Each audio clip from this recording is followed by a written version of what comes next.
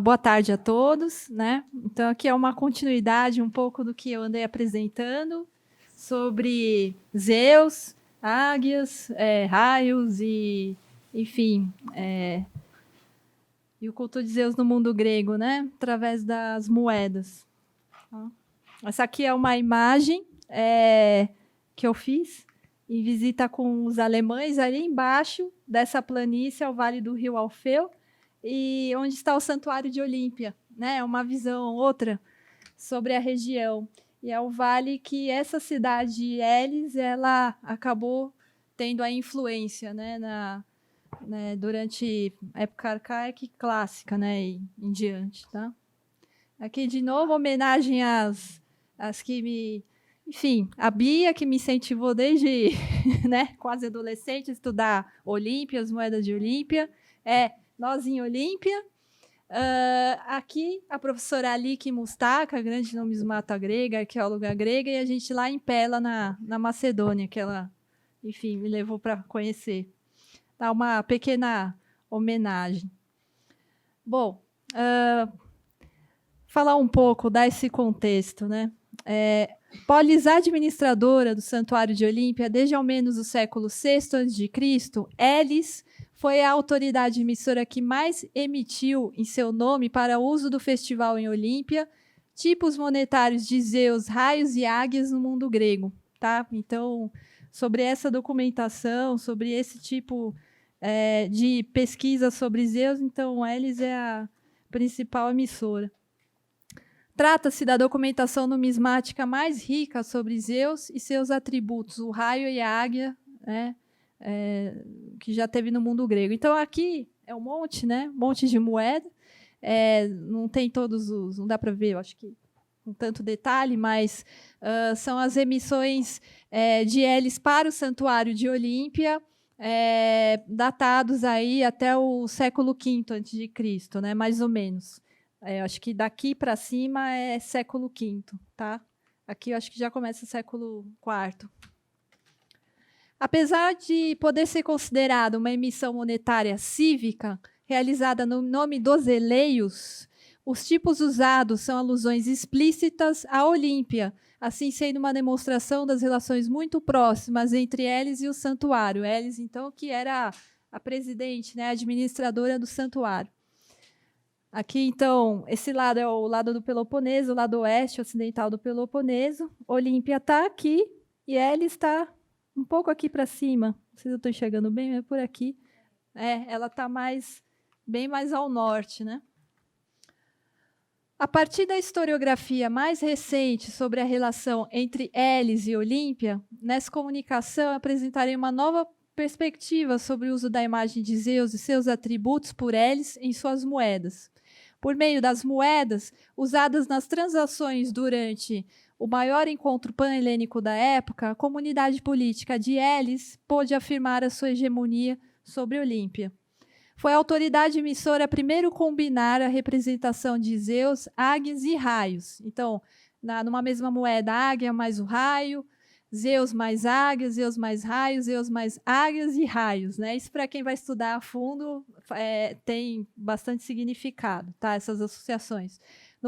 A partir do primeiro quartel do século V a.C., né? No caso de raias e águias, e mais tarde que ela foi colocar Zeus nas moedas, né? Associações que foram seguidas principalmente como... Veremos não, hoje eu não vou mostrar, por autoridades emissoras da Sicília e da Itália do Sul, né? Foram modelos que se difundiram para o Ocidente grego. Além dessas associações, a Oficina Monetária de Elis foi responsável por algumas inovações na imagética de Zeus em moedas. Isso também é outro tema de comunicação, não vou falar aqui hoje. Então, sobre a documentação, sobre essas moedas que geraram muito debate sobre a função, principalmente, né? Até hoje há muita dificuldade em se entender a função, uso, enfim.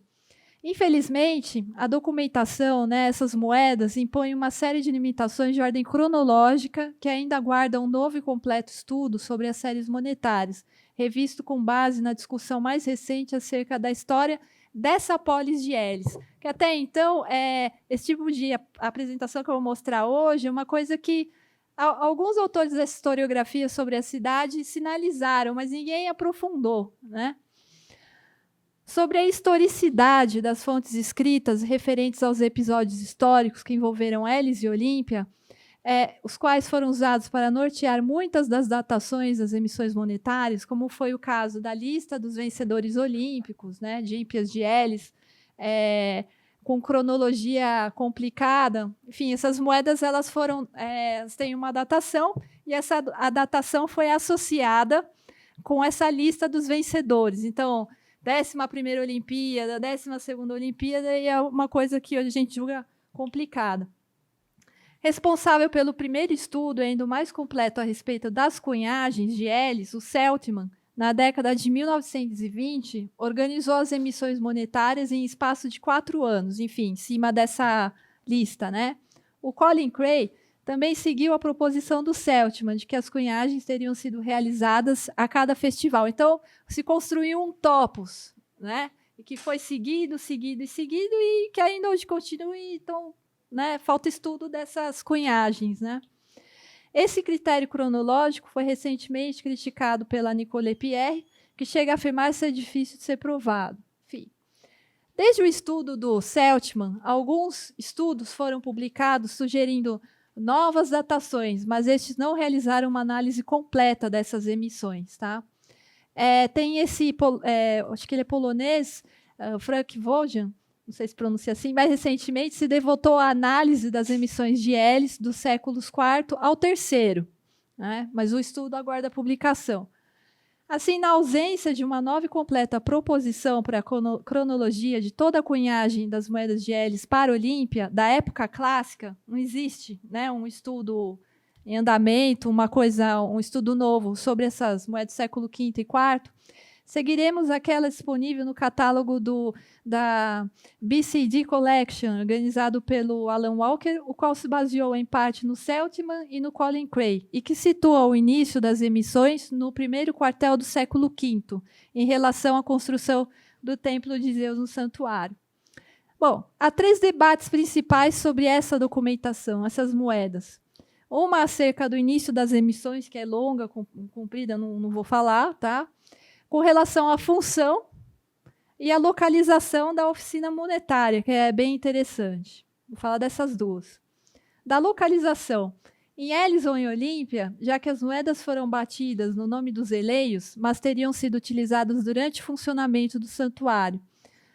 Gardner, responsável pelo primeiro estudo sério sobre essas moedas, situou as emissões na cidade de Elis, lá no norte, lá longe de Olímpia.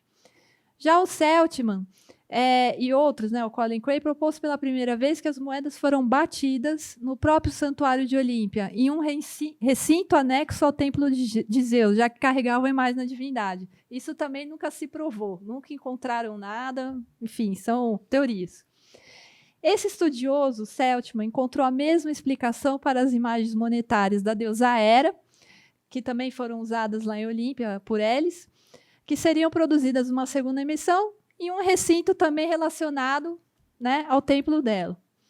O santuário de Olímpia teve uma necessidade real por moedas devido ao grande número de visitantes que vinham para os jogos, como também os milhares de peregrinos e viajantes que visitavam o local ao longo do ano.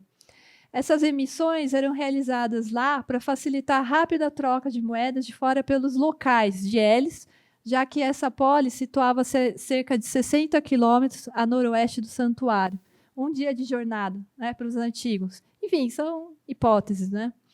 Enquanto a maior parte dos estudiosos segue essa teoria, outros ainda preferem acreditar que a produção das moedas ocorria na própria cidade de Elis, com base na premissa de que atividades industriais teriam sido inapropriadas dentro de um santuário, que é interessante também pensar, não sei. As escavações alemãs, até o momento, não identificaram traços de uma oficina monetária em nenhuma área, lá no Santuário de Olímpia. Tá? Sobre a função e o uso, o Celtman fala que as moedas de Olímpia seriam um dinheiro sagrado de Zeus, com base na premissa de que usaram as imagens referentes à divindade e foram batidas em seu santuário para o seu funcionamento. Além da simples ideia de que as moedas foram necessárias em Olímpia para atender a demanda de visitantes, participantes no culto e nos jogos, sabe-se que no santuário, durante os festivais, ocorria um grande mercado, que é pouco falado, pouco estudado, né? O qual atraía uma grande audiência de vendedores e compradores de várias partes do mundo grego. Então, imaginar muitas tendas lá em Olímpia, uma grande baguncinha, né? A Giulia Taita, que é uma italiana, me influenciou muito. Ela estudou recentemente a epigrafia, material epigráfico do Santuário de Olímpia, né? O mercado ocorria em ocasião da Panegíris Quadrienal, né, o festival, ao menos desde a segunda metade do século V, devido ao presente de milhares de pessoas. Bom, para tal demanda, o Estado de Elis precisava assegurar que os pesos e medidas oficiais de Elis fossem os únicos permitidos a serem usados pelos mercadores em Olímpia.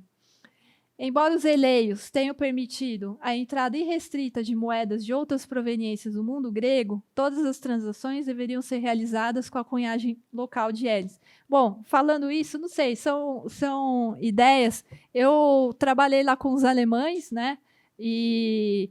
Enfim, e a quantidade de moeda que é encontrada em Olímpia nas escavações de moedas de fora de santuário é bem grande, né? De locais próximos da Arcádia, né, principalmente. A nova historiografia sobre Elis, que é o ponto.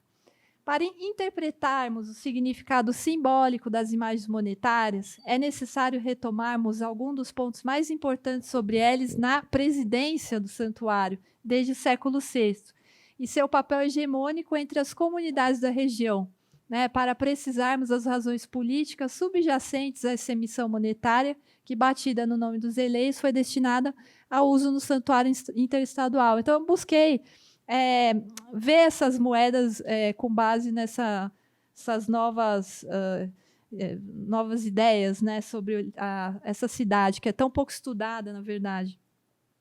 A Giulia Taita, em 2007, ela coloca, contrariamente ao que colocam as fontes literárias a respeito do cinecismo no século V a.C., as evidências arqueológicas indicam que Elis, em época arcaica, já se constituía como o principal centro urbano daquela região. Aquela região que é um nada, né? É um vazio ali de cidades até hoje. Entre o fim do século X e o início do século VIII, núcleos de populações adensaram-se no que se tornaria o território dessa cidade no futuro, né, que se tornou uma polis. Somente a partir do século VI, as evidências se tornaram mais conspícuas, demonstrando a escolha de uma zona precisa de área políade como sede central. Tá? Vou passar. O local do achado dessa inscrição, que mencionou ali, de natureza judiciária, na Ágora Arcaica de Elis, parece indicar a presença, em época bem anterior ao cinecismo, de uma autoridade capaz de concentrar a execução de atos de interesse coletivo referentes a populações esparsas que habitavam essa região. Então, uma área de bastante vilarejinho, né, de locais, e que foi se adensando, né, se reunindo e culminou nesse cinecismo, né. Bom, tudo isso para entender como como Elis, né, uma cidade lá, vai se tornar forte o bastante para controlar aqueles Jogos Olímpicos, né, com tanto prestígio, né. Por essa razão, segundo essa italiana, não pode ser coincidência que tal guinada se alie cronologicamente aos eventos que entre 580 e 570 assinalaram prevalência de Elis na administração do santuário. Então, isso a gente vai ver agora de forma material, como isso se materializa, né? É justo nessa época, 580, 570, que data a primeiros indícios, né, epigráficos do culto de Zeus, mas Zeus Olímpio, lá em Olímpia. Tá? Até então, a gente não tem informação. Esse autor que eu também trabalhei, né, o James Roy, que faz parte dessa nova historiografia, ele coloca que no século VI, Elis já era uma polis no sentido político, existindo como centro urbano já. Tá? Ao redor de 550, ela já tinha elaborado uma política de incorporar algum território e fazer de seus habitantes cidadãos, além de transformar outras comunidades da Élide ao status de aliados subordinados. Então, foi uma cidade que foi, né, subordinando outros vilarejos ali da região, né? E essa expansão, segundo esse autor, foi em parte militar, Elis deve ter se aliado a essas comunidades devido a dificuldades com alguma outra cidade rival na bacia ali daquele rio, daquela planície de Olímpia. A expansão de Elis continuou no século V. Embora a sul desse rio Alfeu famoso, nenhum território tenha sido incorporado. Todas as comunidades tornaram-se apenas aliadas. Após a guerra eleio-espartana, né, os espartanos aquele anseio de dominar o Peloponeso de sempre, Esparta privou Elis de todos seus aliados subordinados e Elis, por sua vez, tentou recuperar o controle sobre eles. Os espartanos tentaram dominar o santuário de Olímpia em 2 momentos, né? Mas não conseguiram. Outro também que foi muito importante para interpretar essa documentação foi o Nielsen, né, do Copenhagen Policy Center. É bem interessante. Desde ao menos a metade do século VI, quando provavelmente iniciou seu controle sobre Olímpia, Elis parece ter localizado sua administração parcialmente na cidade e parcialmente no santuário. Então, aí começa onde eu quero chegar. Como indica o Buleutério de Olímpia, datado inicialmente dessa época. Então, existiam edifícios políades importantes, administrativos, políticos da cidade, que não existiam, vocês vão ver, não existiam em Elis, mas existiam em Olímpia, né? O Roy coloca: Olímpia foi de longe o maior e mais importante santuário no território eleio, e estes, por sua vez, celebraram constantemente por lá ritos de vários cultos. Os eleios utilizaram Olímpia para a administração não apenas do santuário, mas também de sua própria polis. O uso de Olímpia para propósitos políticos dos eleios caracterizam Elis como uma polis bicêntrica. Elis expunha, ou seja, nesse caso, Elis expunha documentos públicos em Olímpia e, para isso, escolheu uma forma de língua que diferenciava os textos eleios de outros escritos em dialetos gregos ocidentais. Enfim, são coisas que na documentação a gente vai isolando e percebendo uma diferenciação, né? Não apenas inscrições públicas foram exibidas em Olímpia, como também na própria cidade de Elis, mas edifícios públicos foram construídos em ambos os lugares, tá? Por exemplo, os Elanodiques, árbitro dos jogos, tinham seus alojamentos na cidade de Elis e no santuário de Olímpia, assim como existia um boleutério em cada local. Já o Pritaneu, na sua fase inicial, datado do início do século V, oferece um caso à parte, pois parece que esse edifício não existiu em Elis, mas somente em Olímpia. Como explica o Nielsen, o edifício de Olímpia deve ter funcionado como o Pritaneu de Elis, e o significado de sua localização no santuário é clara. Em seu centro religioso, né, Olímpia, os eleios escolheram construir o edifício que significava a vida de uma polis. E mesmo se tenha existido um Pritaneu em Olímpia, seu significado simbólico tornar-se-ia maior e teria servido para ligar intimamente cidade e santuário. Então, tudo isso para a gente chegar na parte numismática, né?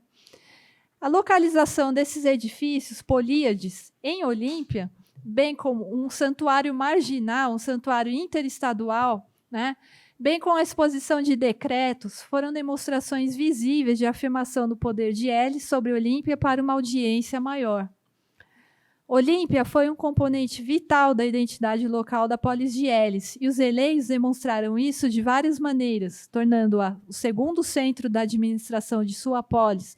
Na longa e incomum procissão, existia uma procissão que ligava a cidade ao santuário, né? Fico imaginando o tamanho dessa procissão. E na escolha dos temas para os tipos monetários de sua cunhagem. Os eleios fizeram Olímpia muito eleia. O santuário foi parte central dessa polis e seu caráter eleio era muito claro. O controle de Olímpia foi crucial para a identidade na qual Elis se apresentou ao mundo grego. Então, vocês imaginem, né, o poder dessa representação diante de tantas outras cidades do mundo grego que iam competir, que usavam aquele santuário como um local de prestígio, né? Agora, chegando no final. É nesse contexto no qual Elis começou a materializar seu domínio sobre Olímpia, entre a metade do século VI e o século V, que devemos analisar a cunhagem de moedas e o significado de suas imagens, evidências adicionais de tal processo. né? Até então, a moeda foi vista por si própria, né? Como uma documentação ali do santuário, mas existiam imagens de Zeus, do raio e da águia, natural existir, né? Se pensava até agora, muito natural existir para uma cunhagem que é do maior santuário, né, dessa divindade. Mas será que é só isso, né? Apesar de poder ser considerado uma emissão monetária cívica realizada no nome dos eleios, os tipos usados são alusões explícitas à Olímpia, assim sendo uma demonstração das relações muito próximas entre eles e os santuários. Eles escolheu como tipos monetários aqueles que afirmavam melhor sua identidade, imagens de deuses e atributos venerados em seu território. As cunhagens de Elis, portanto, devem ser vistas como outro tipo de evidência do bicentrismo dessa polis, já que foram batidas no nome dos eleios e carregaram imagens referentes aos jogos e aos cultos próprios do santuário. Ao mesmo tempo que os tipos remetem a Olímpia, remetem também a Elis, já que Olímpia foi um local que compôs parte importante de sua identidade. Por meio das moedas usadas nas transações locais, a comunidade política de Elis podia afirmar a sua hegemonia sobre Olímpia. Já vou mostrar alguma coisa.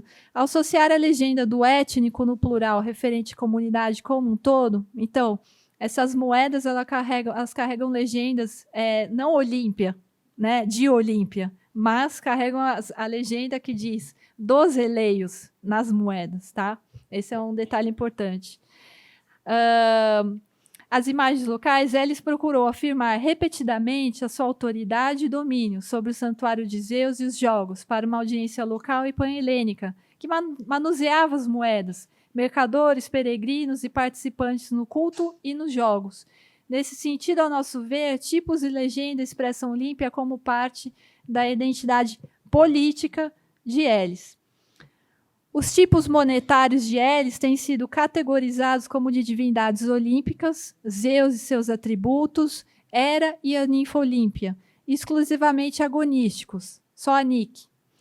Interessante notar que outras figuras míticas importantes para a comunidade dos eleios, as quais aparecem nos relatos sobre as fundações dos jogos, como os heróis Pélope e Heracles, não foram escolhidos para figurar nas moedas como poderia ter ocorrido. A oficina monetária Eleia escolheu concentrar os tipos nas divindades principais do santuário, bem como nas imagens de suas energias divinas, como foram para Zeus o raio, a águia e também Nike, de certa forma, como acho que eu vou mencionar aqui. A nosso ver, devemos olhar essas imagens não apenas a partir dessa simples categorização, ou seja, como referências explícitas à Olímpia, ao culto e aos jogos, mas como símbolos requeridos e cheios de significado para a comunidade dos eleios, em momentos importantes de afirmação de seu poder e domínio diante de disputas em relação a Esparta, principalmente nos séculos VI e V, e depois aos arcádios, que também tentaram invadir Olímpia, por um pequeno período no século IV. Então, aqui, eu trouxe algumas, né, porque são cunhagens assim, um pouco repetitivas, né? Então, essa aqui é uma das primeiras emissões, né, com a águia carregando a cobra e a Nike alada, né? A Nike, eu acho que ela está carregando aqui a coroa, né, para coroar o vencedor olímpico. Águia de novo com a lebre, né, e o raio alado de Zeus, iniciais de Waleion, né? É uma abreviação. Aqui também moedas famosas, né? Zeus. Essa aqui é a primeira cabeça cunhada no santuário de Olímpia, né? Existe um monte de debate sobre essa cabeça aqui. O raio alado de novo, a deusa Hera, que aparece no final já do século V, também nas emissões, é um outro debate, por que Hera aparece, né? Só por causa do templo dela lá, mas isso não é suficiente, né, para se dizer alguma coisa. A presidência de Elis em Olímpia, bem como sua prevalência como polis dominante sobre as demais comunidades da região, devia ser continuamente afirmada e mantida. Zeus, o raio, a águia, Nike, Hera e a ninfa Olímpia são imagens que, obviamente, falam do santuário e de sua divindade maior, a qual as cunhagens devem lhe ter sido sagradas, mas que foram igualmente caras a Elis, pelo significado talismânico e apotropaico, enquanto comunidade política frente à apostasia de Olímpia. Além de serem referências explícitas ao culto de Zeus, o raio, a águia voando ou em pé, sempre, a maior parte com a presa, né, a cobra, o próprio Zeus em pé atirando o raio ou sentado no trono, foram símbolos conhecidos para os antigos gregos, cujos significados dentro do universo da ordem, frente à desordem, da guerra, vitória e competição, circulavam nas narrativas antigas e eram evocados como tais de diversas maneiras por indivíduos ou suas comunidades em momentos específicos de sua história. Tá? Então, de novo, aqui outras imagens que eu mencionei, né, de forma bem genérica. Né? Aqui já é Zeus aparecendo, representado junto com a águia. Né? Essa aqui é a primeira imagem de Zeus que aparece no Santuário de Olímpia. Zeus Querauneus, né, aquele que atira o raio, troveja e a águiazinha voando junto com ele. E aqui ele sentado no trono. Esse tipo de representação não aparece mais, porque eles escolhem usar a cabeça, né, para sempre.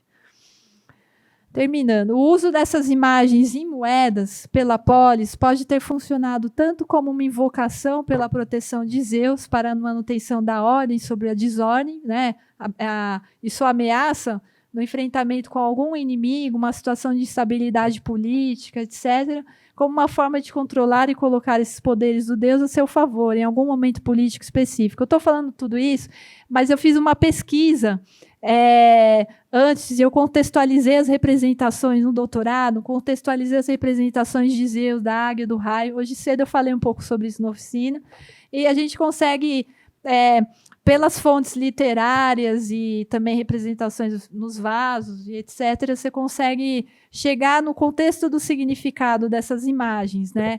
E que é um pouco universal na cultura grega, né? Essas que eu falei, de vitória, guerra, competição, enfim. Terminando. Assim, nota-se que ambos os tipos de imagens possuem significados que se associam, se complementam com relação à ordenação do mundo e à guerra. Esses significados simbólicos também se alinham à esfera de atuação de Zeus Olímpio, como divindade guerreira. O santuário de Olímpio ele foi um santuário relacionado à guerra. Né? Existia um oráculo lá, e era um oráculo consultado para a guerra. O aspecto principal do seu culto Olímpia, predominante desde ao menos o início da época arcaica. Né? Acabei de falar aqui, os votivos também remetem muito a isso. Além dessa necessidade de proteção requisitada pela autoridade emissora por meio da representação da divindade ou de suas energias nas moedas, é preciso dizer que essas mesmas imagens podem também ter sido uma alusão à identificação do poder emissor, no caso Elis, aos poderes divinos de Zeus, a quem a cunhagem também lhe era sagrada. Além de Zeus, as imagens da águia voando, do raio alado e de Nike foram cuidadosamente escolhidas por ela por serem símbolos fortes, auspiciosos para aquela audiência de participantes no culto ou nas competições. Mas, além disso, essas imagens que figuram junto ao nome dos veleiros exerceram muito provavelmente significado talismânico e apotropaico também para a própria comunidade. Essas imagens foram escolhidas para figurar nas séries monetárias por todo o século V, marcado pelo auge e afirmação do domínio dessa polis frente à presidência e administração de Olímpia e às comunidades da região e do mundo grego. É isso, obrigada, presença aí. Obrigada.